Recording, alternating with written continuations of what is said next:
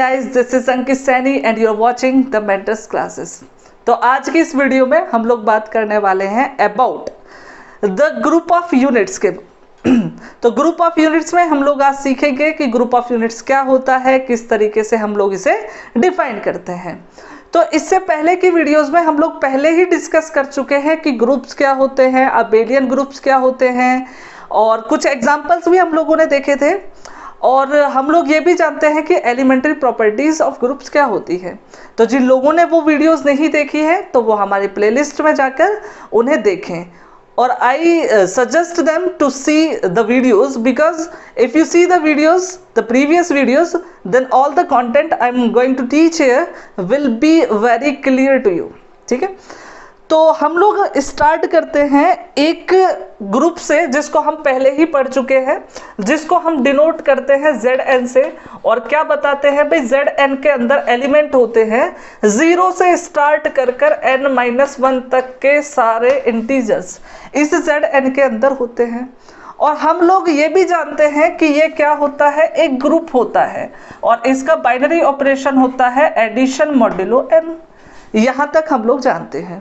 और हम लोगों ने ये भी बताया था कि इस वाले ग्रुप का हम नाम क्या देते हैं, group of integers, group of integers under addition modulo n।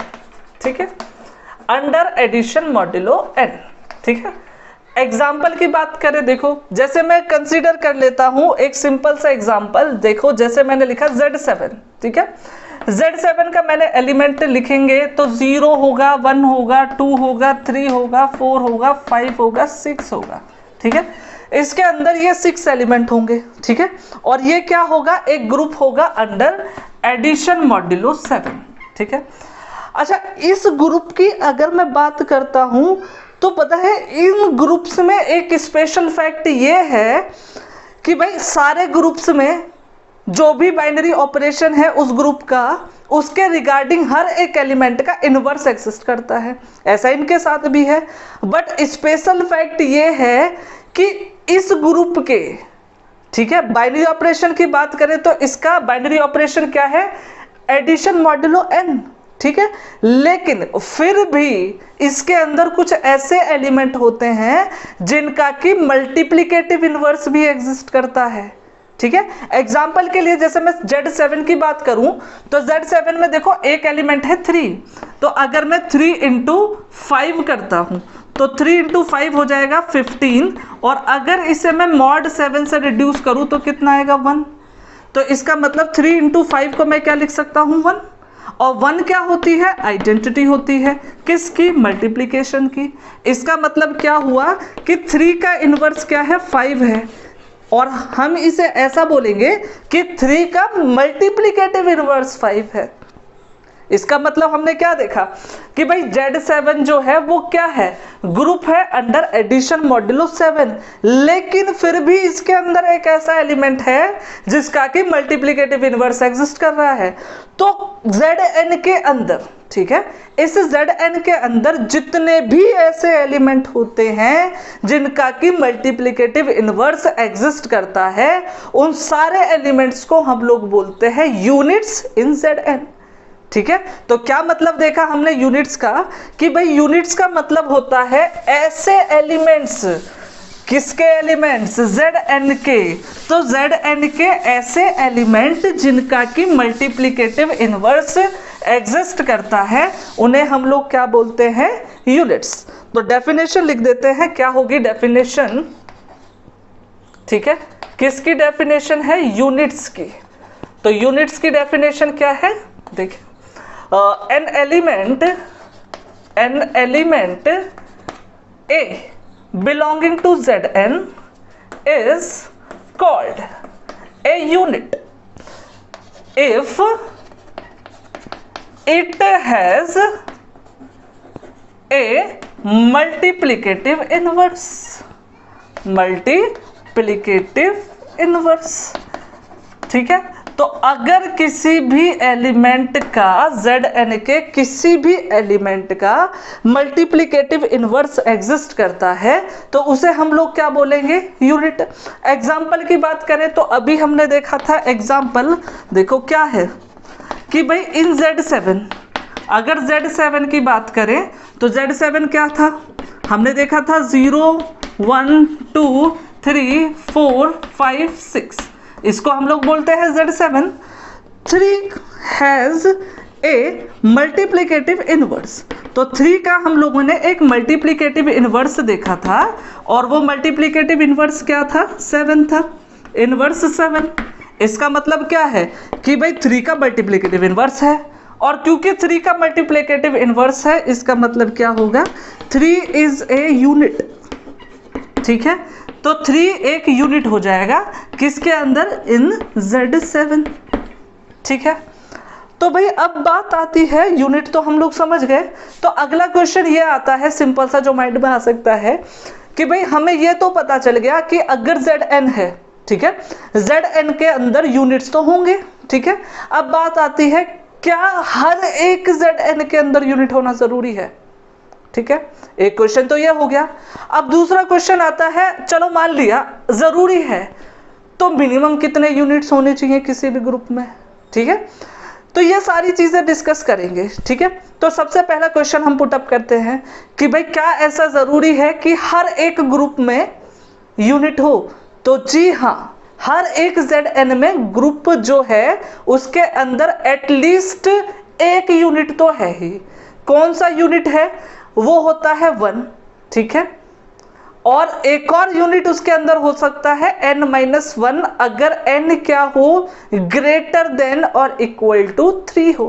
For example देखो, अगर मैं बात करता हूं, एग्जाम्पल के थ्रू समझने की कोशिश करते हैं। एग्जाम्पल देखो, इन अगर मैं बात करता हूं Z2 की, तो Z2 के अंदर देखो सिर्फ 2 एलिमेंट आएंगे, एक तो 0 और 1। ठीक है, इसके अंदर 2 ही एलिमेंट होंगे, एक तो होगा 0 और दूसरा वाला होगा 1। ठीक है, अगर 1 की बात करूं तो 1 क्या है, 1 इज ए यूनिट। क्यों है यूनिट, क्योंकि 1 का इनवर्स एग्जिस्ट करता है। अच्छा, इनवर्स एग्जिस्ट करता है तो बताओ क्या है इसका इनवर्स, ऑब्वियस सी बात है 1 का मल्टीप्लिकेटिव इनवर्स 1 ही होगा, इसीलिए क्या हुआ, 1 यूनिट हुआ क्योंकि इसका मल्टीप्लिकेटिव इनवर्स है। तो हमने ये देखा कि Z2 के अंदर क्या है, एक यूनिट है। इसी तरीके से अगर हम बात करते हैं Z3 की, ठीक है, तो Z3 के अंदर देखो क्या होगा, एक तो 0 होगा, एक 1 होगा, एक 2 होगा। ठीक है, तो इसके अंदर अगर हम यूनिट की बात करें, ठीक है, इसके अंदर अगर हम यूनिट की बात करें तो देखो 1 तो पहले भी यूनिट था, अभी भी यूनिट है। ठीक है, अगर बात करते हैं 2 की, तो यहाँ पर 2 भी एक यूनिट है। अच्छा, अगर 2 यूनिट है तो इसका इनवर्स बताओ, तो 2 का इनवर्स क्या होगा, ऑब्वियसली 2। क्यों, देखो 2 इंटू 2 कितना हो जाएगा, 4 को 3 से रिड्यूस करोगे तो mod 3 हो जाएगा, तो इसका मतलब ये आ जाएगा 1। तो आइडेंटिटी आ गई, इसका मतलब 2 का इनवर्स क्या हो गया, 2। इसका मतलब 1 का भी इनवर्स है, 2 का भी इनवर्स है, इसका मतलब ये दोनों क्या हो गए, यूनिट। ठीक है, इसी तरीके से अगर हम लोग इस चीज को देखें, देखो भाई Zn की बात करते हैं तो Zn के अंदर 0 1 2 अप टू n-1 तक के एलिमेंट होते हैं। ठीक है, और अगर इस n को हम लोग ग्रेटर देन और इक्वल टू 3 ले लें, ठीक है, तो इसका मतलब क्या हुआ कि इसके अंदर एटलीस्ट कितने एलिमेंट हैं, 3 एलिमेंट है। तो इसमें हमें 2 एलिमेंट ऐसे मिल जाएंगे जो कि अपने खुद के मल्टीप्लिकेटिव इनवर्स है। ठीक है, कौन कौन से एलिमेंट हैं, एक तो देखो 1 है और एक क्या है, n-1 है। देखो देन अगर 1 के इनवर्स की बात करें तो 1 का इनवर्स 1 है, और अगर n-1 के इनवर्स की बात करें तो n-1 का इनवर्स भी क्या है, n-1 है। ये कैसे हो गया भाई, देखो अगर मैं n-1 इंटू n-1 करता हूँ तो ये हमें मिलेगा n² - 2n + 1, और अगर इसे mod n से मैं रिड्यूस कर दूं तो mod n से रिड्यूस करने के बाद देखो ये हो जाएगा 0, ये भी 0, बचा 1, कितना आ गया, 1। इसका मतलब n-1 का मल्टीप्लिकेटिव इनवर्स क्या हो गया, n-1। तो यहां से हमें यह पता चला कि Zn के अंदर एटलीस्ट 2 ऐसे एलिमेंट हैं जिनका मल्टीप्लिकेटिव इनवर्स एग्जिस्ट करता है। कौन कौन से वो एलिमेंट है? एक तो है 1 और दूसरा वाला क्या है? n-1। ठीक है, लेकिन ये तभी हो सकता है जब n की वैल्यू क्या हो? ग्रेटर देन और इक्वल टू 3 हो। ठीक है, तो ये सारी चीजें हम लोग एक नोट में डाल के लिखेंगे, बट बिफोर दैट आप इसको लिखना चाहें तो लिख सकते हैं। लिखने के लिए आप इसका स्क्रीनशॉट ले सकते हैं। ठीक है, तो आगे हम लोग नोट पॉइंट में देखते हैं क्या है कुछ चीजें। देखो ओके, तो क्या है नोट पॉइंट देखते हैं।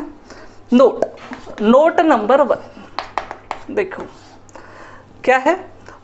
इन Zn n is greater than or equal to 3, there are at least 2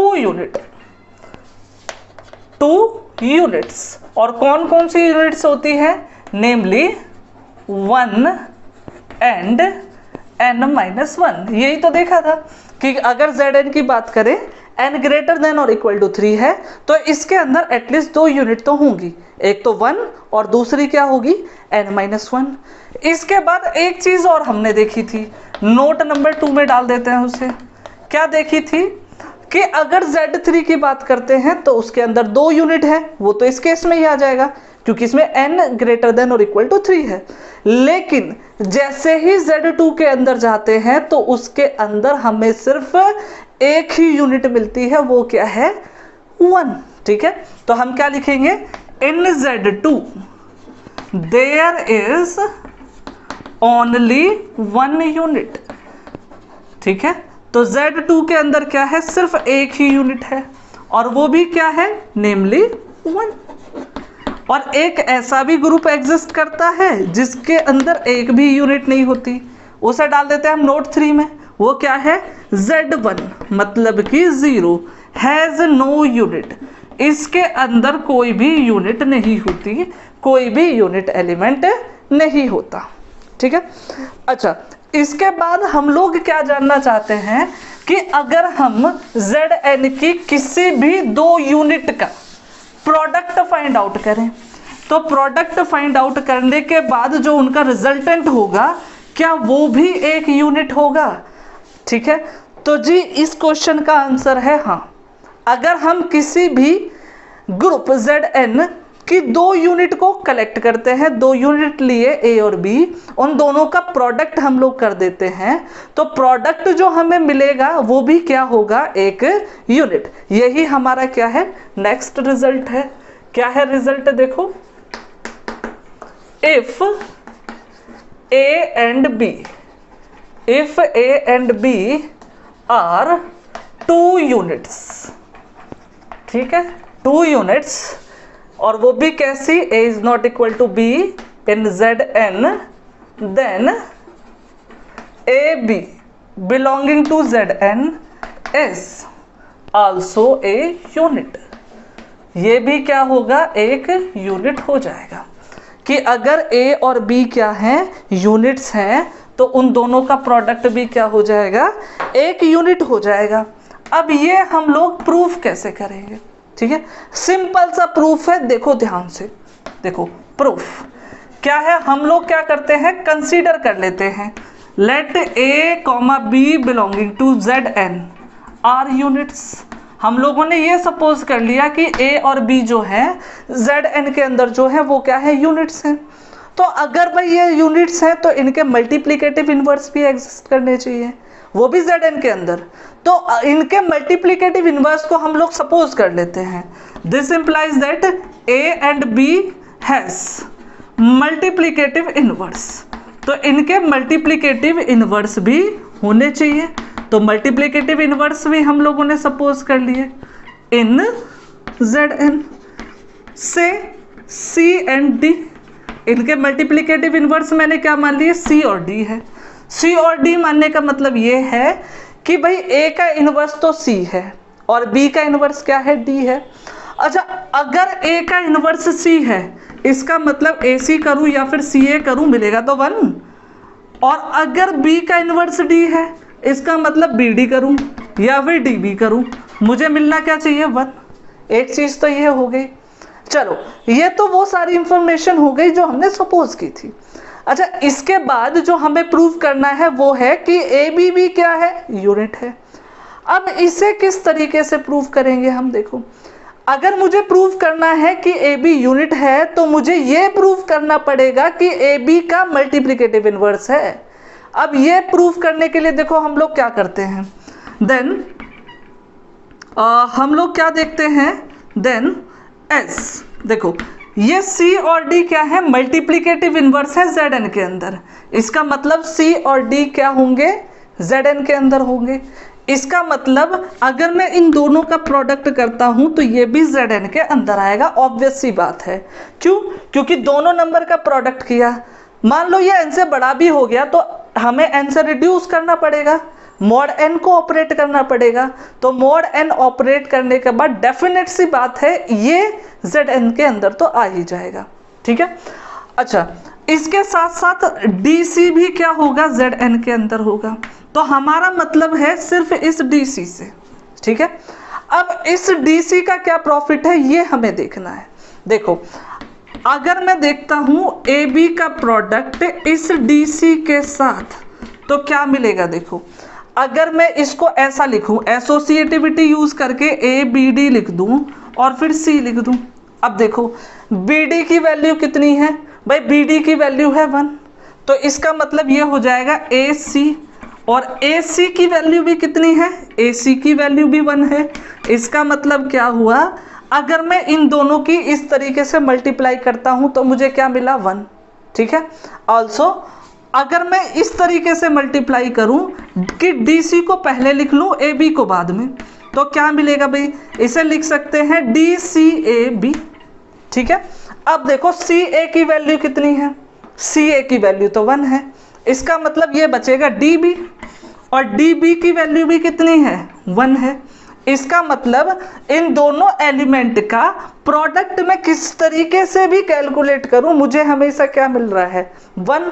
इसका मतलब क्या हुआ कि ये जो DC है ना वो एक्चुअल में AB का इनवर्स है, और क्योंकि AB का इनवर्स एग्जिस्ट कर रहा है इसका मतलब AB क्या है, यूनिट है। इसका मतलब ये हो जाएगा AB इज ए यूनिट, ठीक है।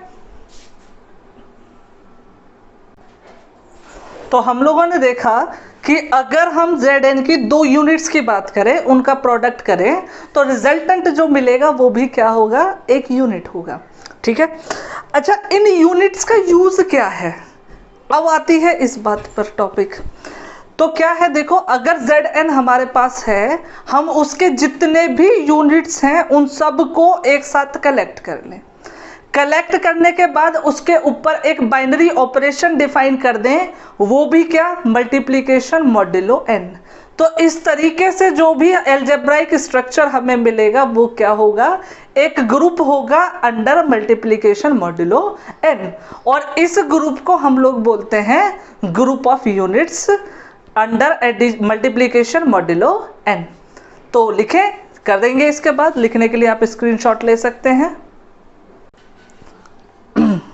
ओके, तो क्या है हमारा अगला topic, group of units. Group of units, तो क्या लिखा मैंने, देखो क्या बताया था अभी, the set of all the units in Zn, ठीक है, forms a group under multiplication modulo n, ठीक है, मल्टीप्लिकेशन मॉड्यूलो n। तो हम लोगों ने ये देखा कि अगर हम Zn के सारे यूनिट्स को एक साथ कलेक्ट कर लेते हैं, उसके ऊपर एक नया binary operation multiplication modulo n define कर देते हैं, तो इस तरीके से जो एल्जेब्राइक स्ट्रक्चर हमें मिलता है वो क्या होगा, एक ग्रुप होगा, ठीक है, इस जिसे हम डिनोट करते हैं, it is denoted by UN। हम इसे डिनोट किससे करते हैं? UN से करते हैं, ठीक है। अच्छा, अब इसे अगर हम प्रूफ करना चाहें तो प्रूफ किस तरीके से करेंगे? ठीक है, कि ये UN जो होता है वो एक ग्रुप होता है, ठीक है। तो देखो, अगर मैं UN की बात करूं तो सबसे पहली चीज आती है क्लोजर प्रॉपर्टी, ठीक है। क्लोजर प्रॉपर्टी किस तरीके से शो करेंगे हम? देखो तो भाई, तो हम क्या करते हैं, दो एलिमेंट ले लेते हैं, एक तो A और एक B UN से। अच्छा, अगर मैं A और B UN से लेता हूं, इसका मतलब क्या हुआ कि A और B क्या है? यूनिट्स हैं, ठीक है, आर यूनिट्स इन ZN, ठीक है। A और B क्या हो जाएंगे? यूनिट्स हो जाएंगे। और अभी इससे पहले हमने एक रिजल्ट देखा था कि A इंटू B भी क्या होगा? फिर यूनिट्स होगा। और अगर ये यूनिट होगा तो इसे भी किसके अंदर जाना पड़ेगा? UN के अंदर जाना पड़ेगा, ठीक है। दूसरी चीज कि भाई हम लोग बात करते हैं किसकी? एसोसिएटिव प्रॉपर्टी की, ठीक है। तो एसोसिएटिव प्रॉपर्टी किस तरीके से होगी? तो देखो भाई, ये तो ऑब्वियस सी चीज है।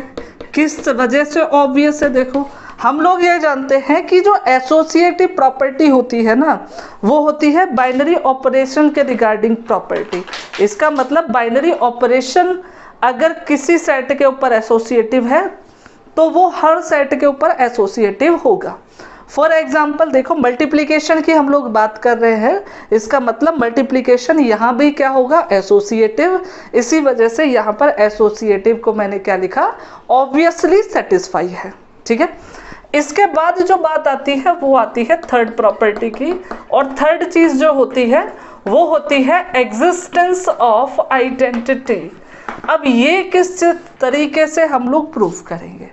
देखो, मल्टीप्लिकेशन की बात हम लोग कर रहे हैं और हम लोग जानते हैं कि मल्टीप्लिकेशन की जो आइडेंटिटी होती है वो होती है 1।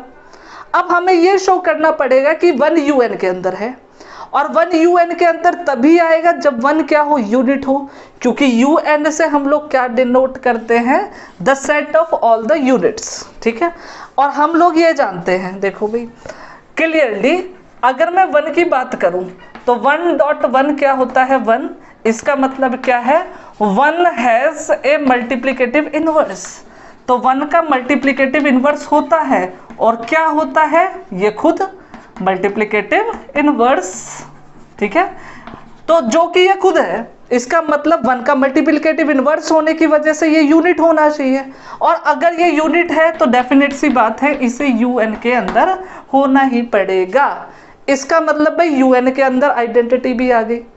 इसके बाद जो चौथी प्रॉपर्टी आती है वो क्या होती है? Existence of inverses. अब ये किस तरीके से हम प्रूव करेंगे? Existence of inverses. देखो, तो इसे प्रूफ करने का आसान सा तरीका देखो, क्या हमने क्या किया भाई, एक सिंपल सा एलिमेंट ले लिया कि A जो है वो क्या है? UN के अंदर है। अगर A UN के अंदर है, इसका मतलब क्या होना चाहिए भाई? A यूनिट होना चाहिए।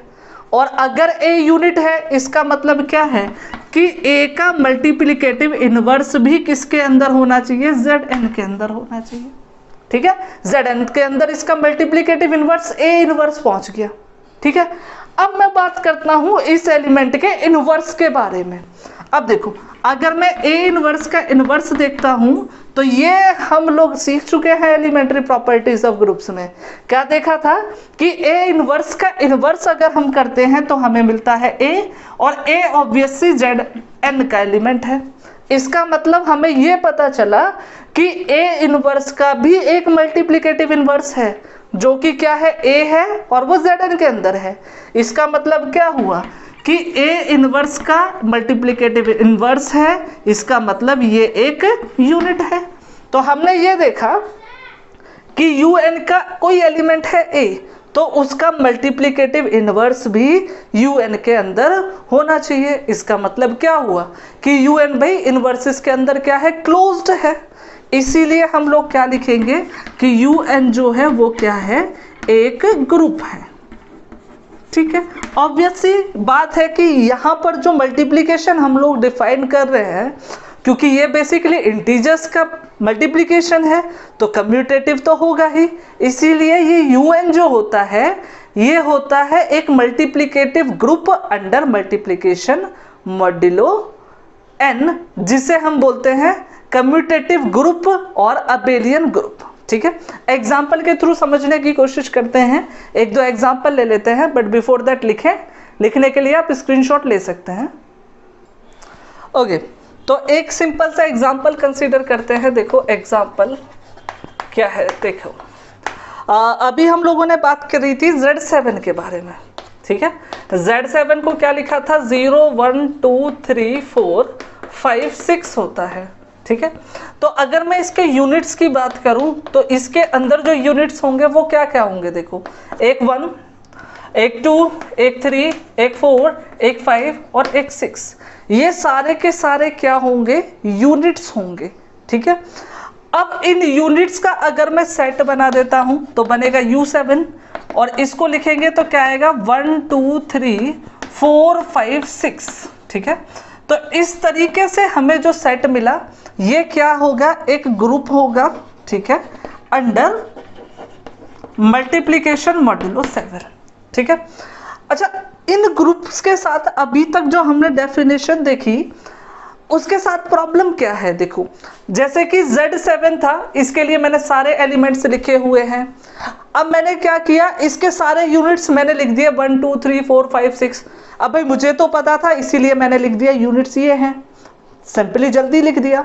लेकिन अगर किसी को ना पता हो पहले से ही कि इस कोई भी गिवन जो ग्रुप है हमारे पास उसके यूनिट्स क्या हैं, तो उसे तो क्या करना पड़ेगा, बेसिकली सारे एलिमेंट्स को चेक करना पड़ेगा कि उनका मल्टीप्लिकेटिव इनवर्स एग्जिस्ट करता है कि नहीं, और उसके बाद जो भी ऐसे एलिमेंट मिलेंगे जिनका मल्टीप्लिकेटिव इनवर्स एग्जिस्ट करेगा उनको हम अलग डाल के इस सेट को बनाएंगे।